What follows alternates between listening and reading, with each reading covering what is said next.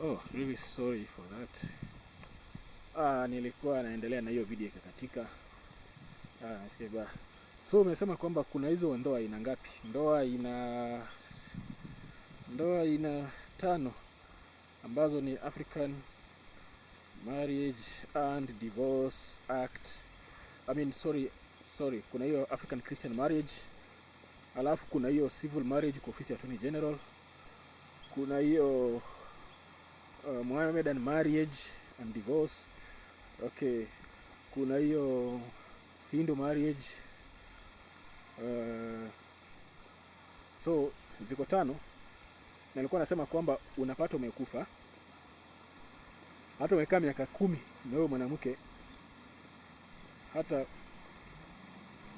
itakuwa ni ngumu sana yeye kufaulu, kwa sababu sheria saizi inasema kwamba lazima ufanyeje, uwe katika hizo ndoa ambazo nimetaja. Kitambo kulikuwa na kitu inaitwa presumption of marriage. Kuna kesi ziliamuliwa, wakasema kwamba mtu akiwa ameishi na nani? Mtu akiwa ameishi na mwanamke,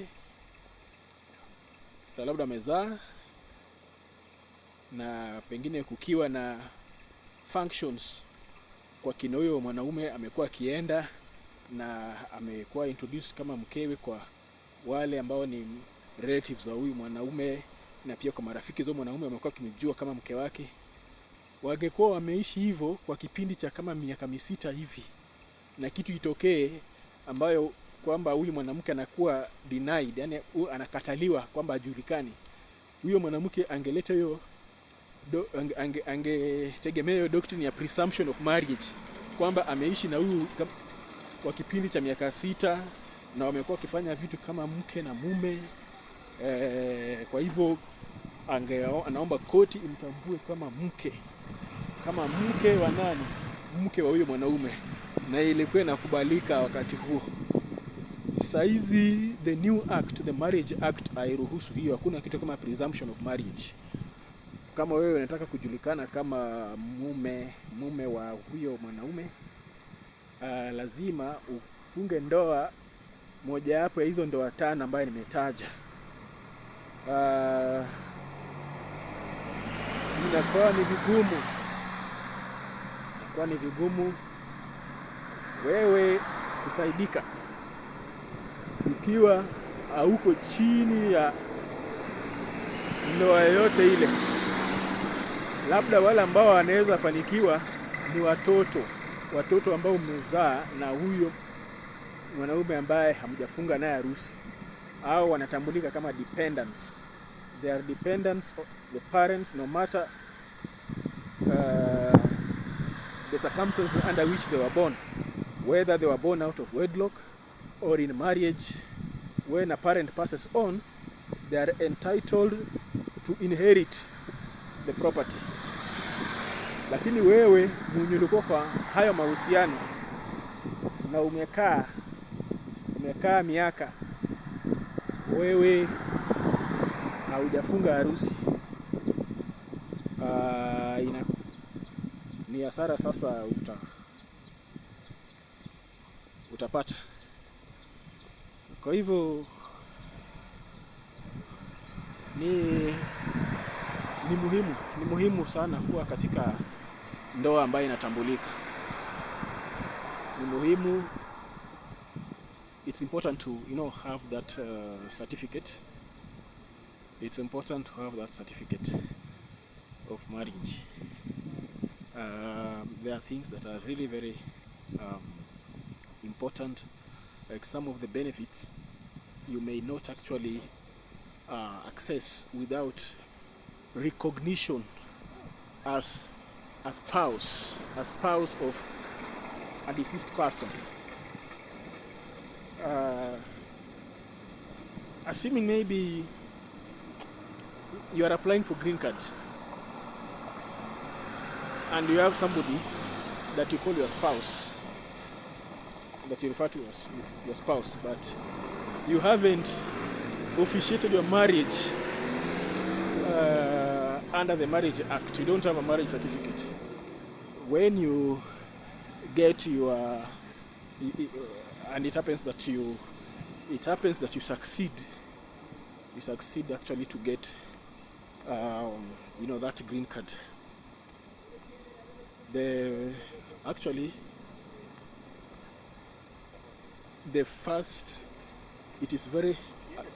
It's actually certain that even if you win, your spouse may not be able to join you.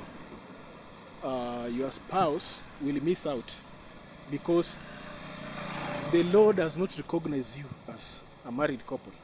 You have to be recognized as a married couple. And if you cannot produce any evidence to prove that you are a married couple, then it means either your husband who won the green card, or if it's the wife who applied and the wife got that green card, you will not be able to go as a spouse. Hautaweza kufaulu kuenda kama mke wake ama kama mume wake, sababu sheria haikutambui kama the wife or the husband of the deceased. Not deceased. The wife or the husband of the entrant who won the green card. So you can't. I mean, this person will just go on his own. I've heard of a case. Okay, this one is not even about green card. This is about somebody who was resettled to another country. Somebody was living in Kenya. He was resettled to another country. He was in Kenya on a different status, not as a citizen. I think he was here as a refugee. And when he was here, he married a local. The refugees usually get resettled to other countries like America, Germany, Canada. So this man from a foreign country was here as a refugee. He married this woman. They had children. And then this time for resettlement came. He was resettled alone. I think basically because, number one, he had not included in his records this lady, this woman that he married.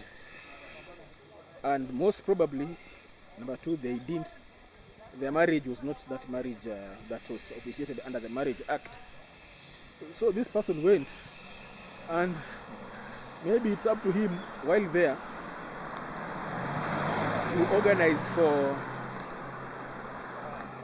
the ways that his wife can, join him. But okay, if he's a sincere man, maybe to organize on the way this wife can join. However, it is so you have that means that he has probably now to regularize his marriage to this lady and start the process of having him relocate to join him. So see, such things for you to avoid a lot of complications, because it is not really a huge task to obtain. It is not a huge task to obtain a certificate of marriage. It is a small thing. It is something within maybe even within a month or two, you should have it, able to have it, instead of waiting for something to come up and then you are unable to make your spouse to be part of it.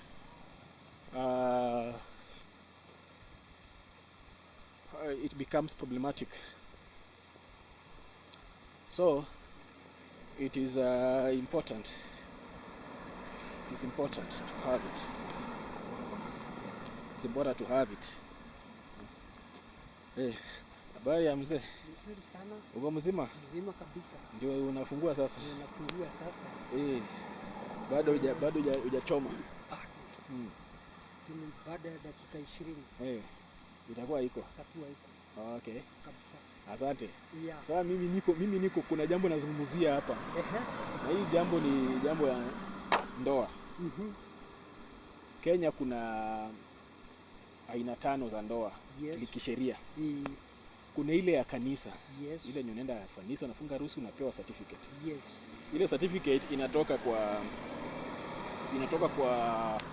ile naweza sema ofisi ya yani pastor wako yeye kwa ofisi ya Attorney General. Yes. Anatambulika kama assistant registrar. Yeah. So anapewa hiyo certificate. Yeah. Akikuja kuunganisha wewe, yes, anakupatia kama afisa wa serikali wakati huo. Yes. Hiyo ni njia ya kwanza. Yes. Njia ya pili, yes, kuna kuenda kwa afisi ya Attorney General mwenyewe. Yes. Na ukienda kwa hiyo ofisi ya Attorney General mwenyewe, kuna harusi na watu wanafunga huko. Yes. Hiyo inaitwa civil marriage. Yes. Na unaenda na mashahidi. Yes. Mashahidi wanafanya nini? Mashahidi wana sign pamoja na wewe pia hiyo. Unapewa cheti. Yes.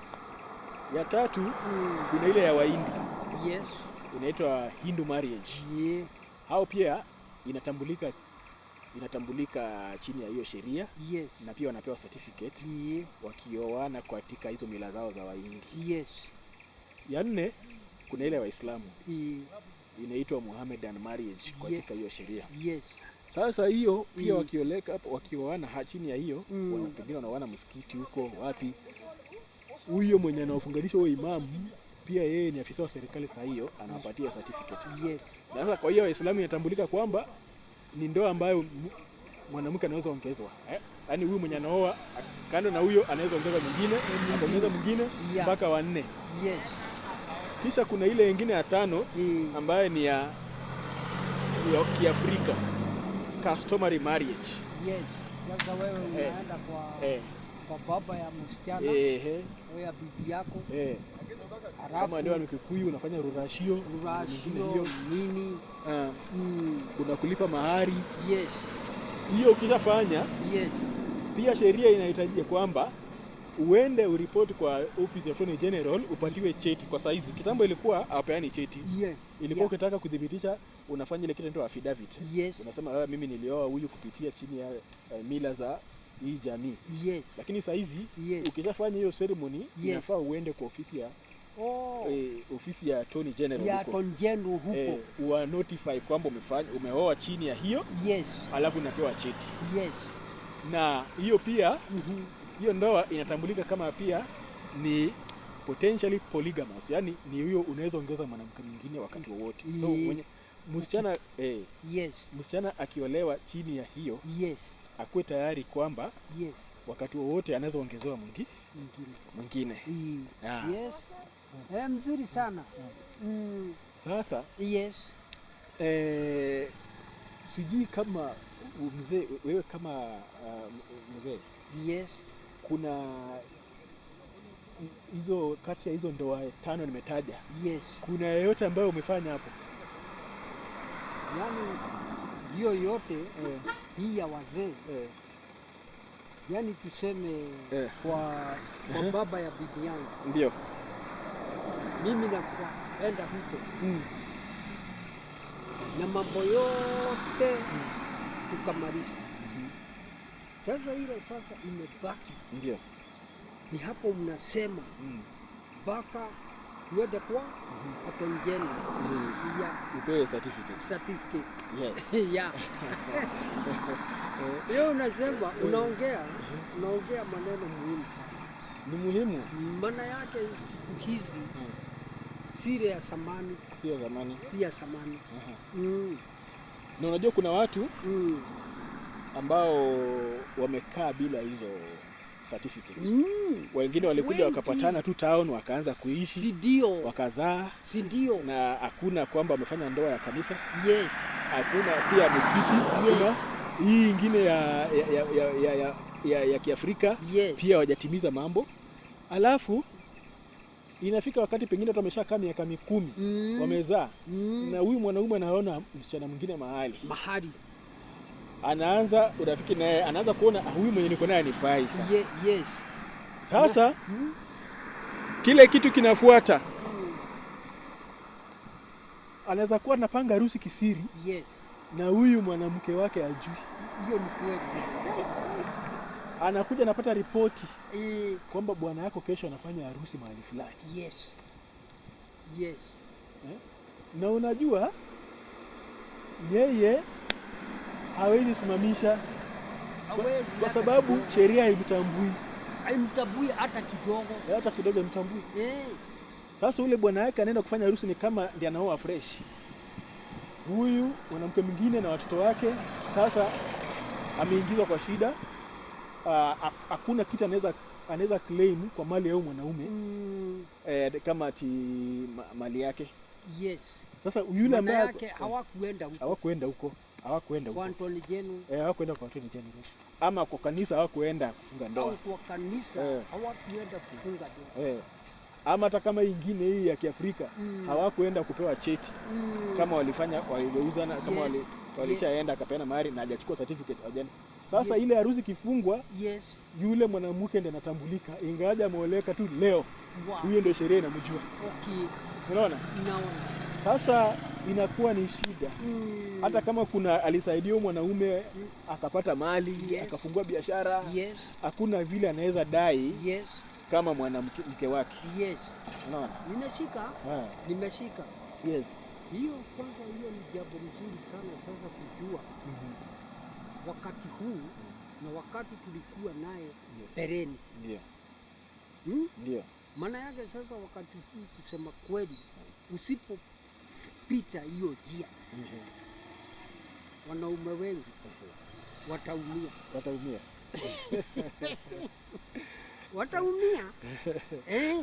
Maana yake sasa uende sasa uoe bibi mwingine na muende huko na yule ya kwanza bado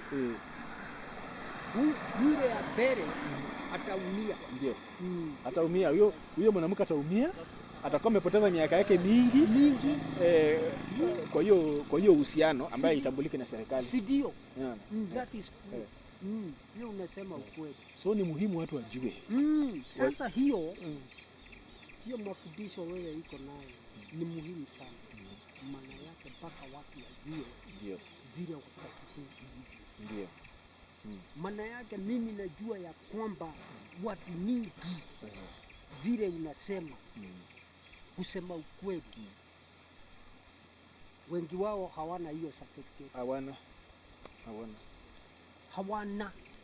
Hawana kabisa. Na diposa unaona miji iko na shida mingi sana. Maana yake sasa bibi mara moja akiamua sasa ndio anachomoka. Anasema hakuna kitu imeshikanisha na yeye. Hakuna kitu ambaye hapa inashikanisha mimi na wewe. Kama ni vyombo anaenda. Nishukuru Mavuri. Nianze job. Ni sawa. Asante sana. Nimefurahi kusikia maoni yako. Ndio. Asante. So you see, we have discussed with the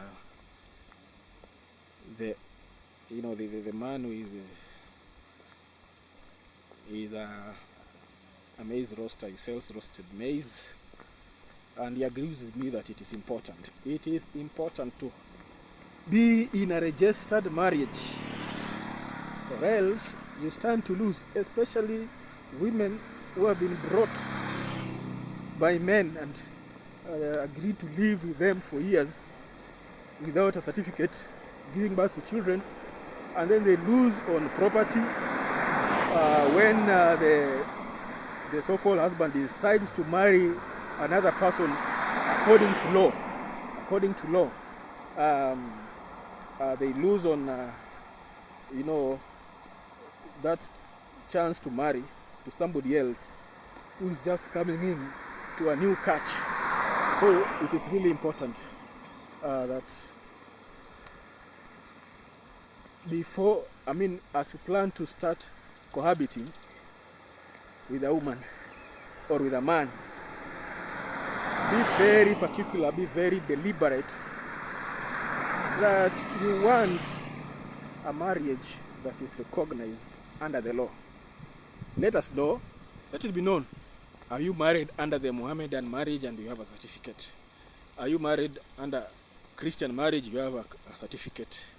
Are you married in a civil union in the office of the Attorney General?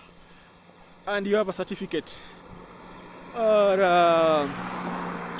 are you married under the the Hindu marriage and you have a certificate? You may lose a lot of things when it comes to claiming as a spouse. You are to claim maybe something left behind by the other person you are living with, but you cannot prove that you are a spouse. So you may lose. I mean, you stand to lose. You stand to lose. You may lose land.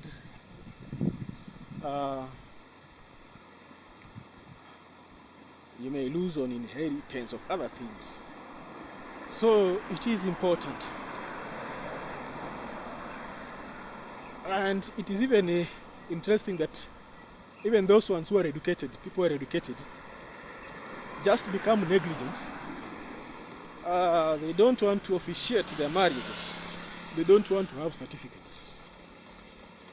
I mean, they are kind of not, they don't see it as urgent until the time comes when you are required to prove your claim as a spouse, and then you are unable to prove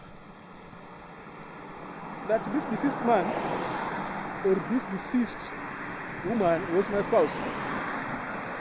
And then even burial disputes sometimes come up. And for example, you are a man who have been living with this woman for years, you have children, and for one reason, maybe by bad, this something happens and she passes on. So, and then the relatives of the wife refuse that you cannot bury their daughter because they don't recognize your marriage. You never married her under any of those 4 known marriages. You cannot prove that you married under customary law.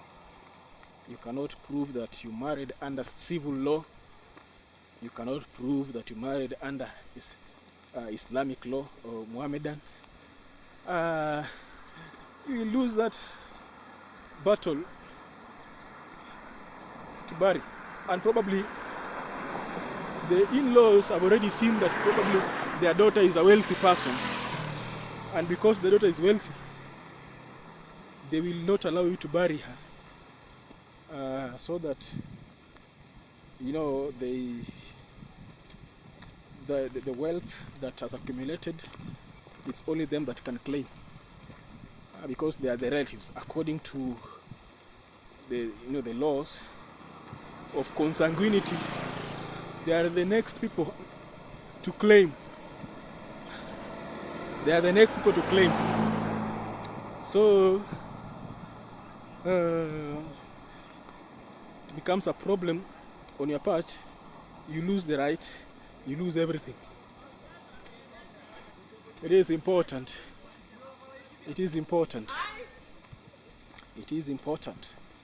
to have those certificates. It's important to have those certificates. Yes, habari zenyu? Salama sana. Iko kitu na discuss hapa. Mimi ni wakili. Na discuss kitu inaitwa ndoa. Sijui kama mtaniruhusu kidogo ni discuss mambo ya ndoa. Unajua Kenya hii kuna ndoa aina 5. Kuna ndoa aina 5 inajulikana. Wewe unachukua video? Hii mimi ni wakili na ni kwa YouTube. So weka hiyo maneno kufunga kwa mfuko alafu tuongeleshe. So nifanye hivi. Yeah, okay, so now I was having a word with those they are Morans, you know, from should be the Samburu community. One of them was not comfortable with the idea of the camera, so I had to stop it. We had a chat with them. I've explained to them the importance of having a marriage certificate, about losing out on some benefits that come with it. So it is becoming it is something that may actually cause problems. They have talked about yeah, it's also possible for somebody to be in an arrangement for years and then they somebody uses that loophole of no certificate to be mischievous. They have seen the importance of having this certificate. They're saying, okay, we also mentioned there is something that was coming up recently where the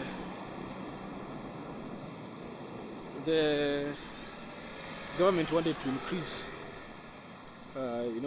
fees, the processing fees for marriage officiating, and there was discomfort, and then the government decided to suspend the implementation, because it was said there was a gazette notice which was increasing these marriage fees up to around 100,000, but it was suspended to give way for public participation.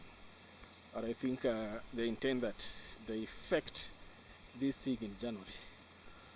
So they agree that it is important, but again, on the issue of increasing these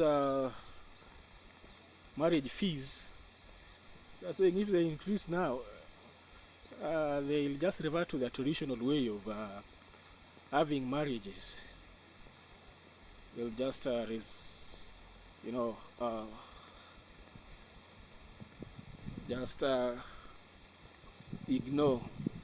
that requirement that you should go for a certificate.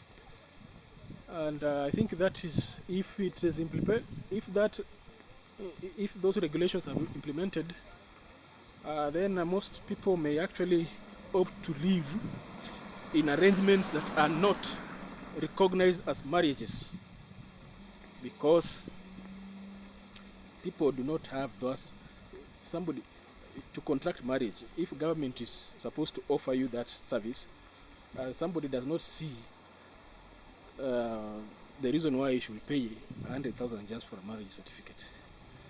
So it will actually lead in a situation where many people will just live in arrangements that are not marriage, arrangements that are not known under the Marriage Act as you know it.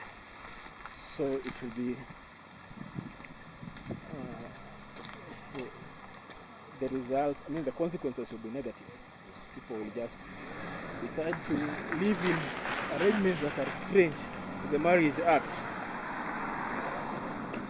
Yeah, so it is something that ought to be considered. It is something that the government should reconsider. And even it should not think of implementing it in January.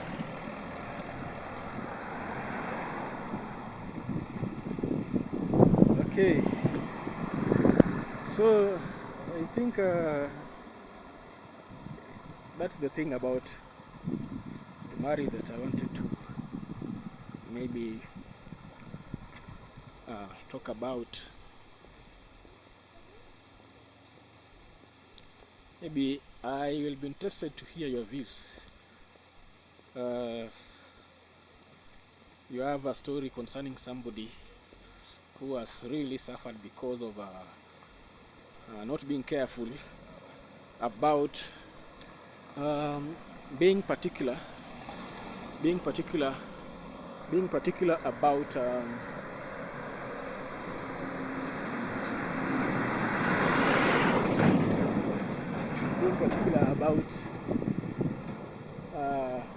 making your marriage or marital status certain under the law, making it certain under the law. Yes. So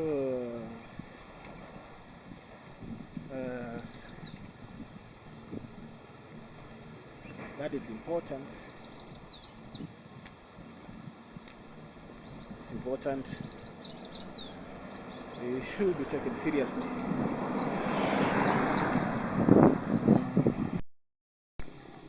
Okay, so let me hear from you. Do you think that the law is harsh? The law is harsh in not recognizing couples who cohabit without registering themselves under one of the 5 categories of marriages that I've mentioned. People who just live together and then they maybe bear children, they buy property together, they continue living in that manner without bringing themselves under any of the 5 categories of marriage.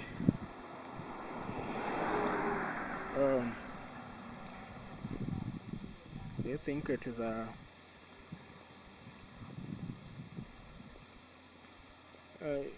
do you think they should be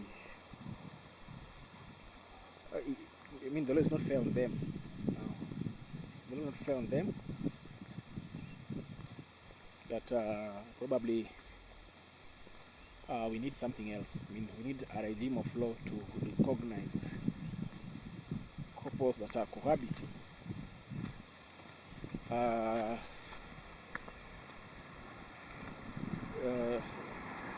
So that when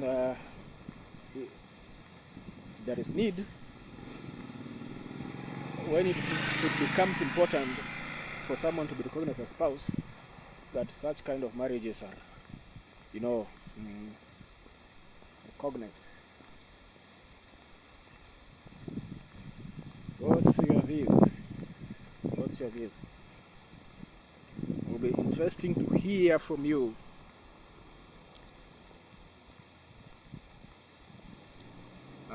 In the light of the fact that some people have been shortchanged.